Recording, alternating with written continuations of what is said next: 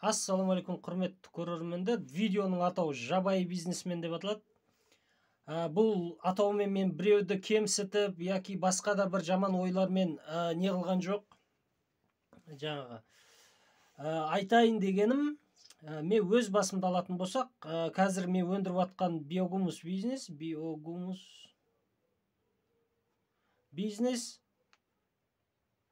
жабайы түрде жасалып жатыр. Жабайы. Оны қалай түсінеміз? Оны былай түсінеміз.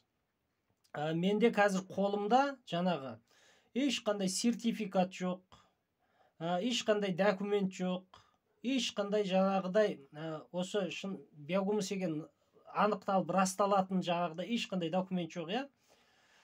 Сол себепті мен не істеймін? Мен өз шығарған биогумусымды тек қана жаңағы OLX, YouTube арқылы жаңағы тағы не бар?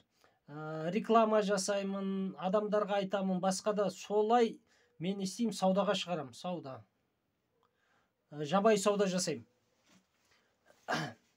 Негізі қалай болу керек? Өткенде группада адамдар айтып жатыр.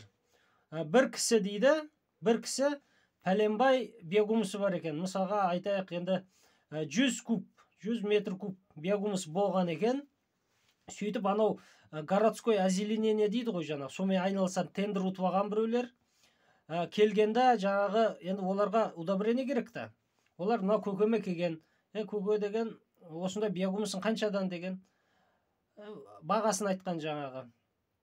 Олар базардан Россиядан келген,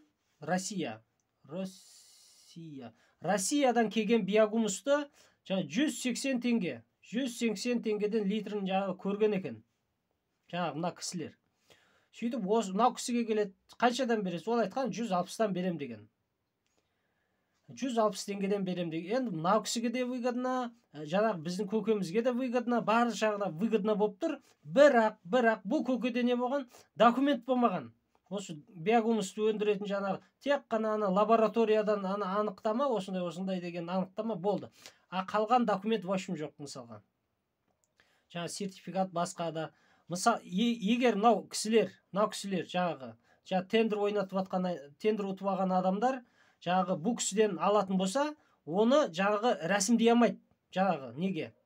Осындай биогумус алдық, осымен документ, осы жаңағы көкемнің документтері, осындай деген компания деп, осымен телефон нөмірі басқа да деп, нені не қыламайды жаңағы.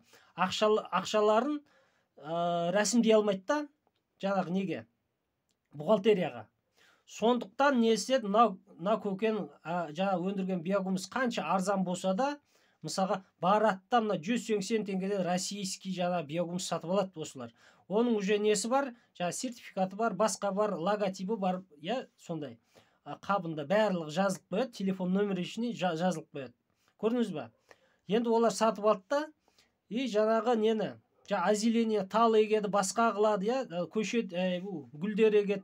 Өзінің нелеріне жұмсады, биогумусты. Сол айтайын дегенім осы. Егер мен айтайын, осындай биогумус өндіріп ешқандай құжатым болмайтын болса, мен жаңағы үлкен нарыққа шығамаймын. Мысалға мына тендерді ұтып алған адамдар 1-2 литрмен тоқтамайды олар. Олар кемінде 50-60 куб алады, бір алған кезде. Көрдіңіз ба? Сондықтан не істеу керек? Сондықтан жаңағы барлығы ресми түрде болу керек. Ресми түрде барлығы. Соны жаңағыдай дұрыс болу үшін біз не істеп жатырмыз? Кооператив ашып жатырмыз. Кооператив. Мінекей, кооператив ашылады, құдай қаласа, ашылды. Енді осы кооперативке не істейміз? Біздер мынаяқта вермифермерлер барамыз да осы биогумусты осы кооперативке не істейміз? Өткіземіз, құдай қаласа, алла қаласа. Енді жылдан басталар мүмкін, құдай қаласа. Осы жаққа кооператив. Ал кооперативтің барлық құжатнамасы, кооператив даже комитет екеуі адамдарды оқудан өткізеді. Оқытады мына адамдар.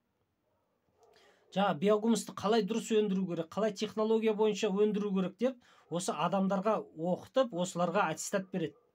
Міне, көрдіңіз ба? Адамдар не істейді? Сол кезде ғана кооператив не істейді? Қабылдайды биогумусын.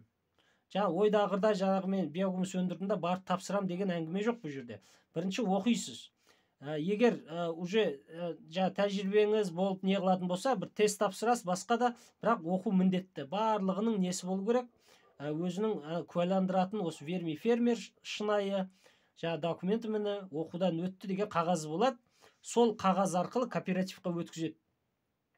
Кооператив оны не істейді? Оның кооперативтің барлық құжаттары болады жаңағыдай.